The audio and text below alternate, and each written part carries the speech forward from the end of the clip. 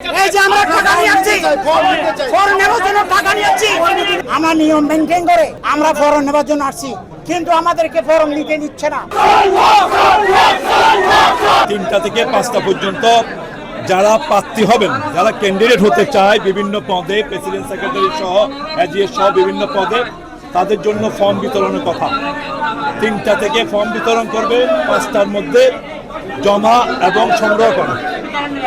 আমরা সাধারণ আইনজীবী পরিষদ থেকে একটি প্যানেল দেওয়া হয়েছে, সেই হিসাবে আমরা আমাদের প্যানেল নিয়ে এসেছি।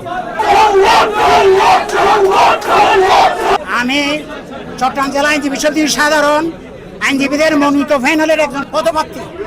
আমরা বৈধভাবে আমরা ফরম নিতে আসছি। আমাদের যে সাংবিধানিক যে নিয়ম, আমরা নিয়ম মেনটেন করে আমরা ফরম নেওয়ার জন্য আসছি। আমরা যারা ফরম নিচ্ছি আমরা বৈধ সদস্য। এখানে আমাদের গঠনতন্ত্র মোতাবেক আমাদের অধিকার, আমরা এখানে আমাদের টাকা দিয়ে সংগঠন চলে।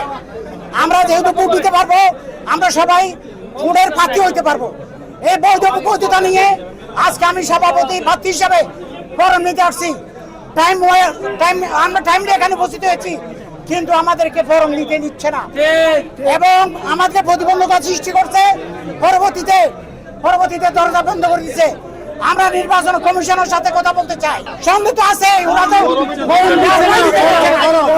ফরম দিতে দিচ্ছে না। আমাদের ফরম দেবো, আগে ফরম দেবো, ফরম জমা দেবো, তারপর ইলেকশন, কিন্তু ফরমও দিতে দিচ্ছে না আমাদেরকে। আমরা নির্বাচন কমিশনের চেহারা দেখতে চাই। পক্ষপাতিত্ব করছে একটা দলের পক্ষে, পক্ষপাতিত্ব কথা করা হচ্ছে। নির্বাচন ফরম দিতে চাচ্ছে না।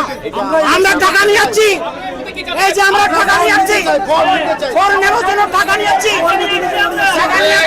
কিন্তু আমাদের ফরম নিতে দিচ্ছে না।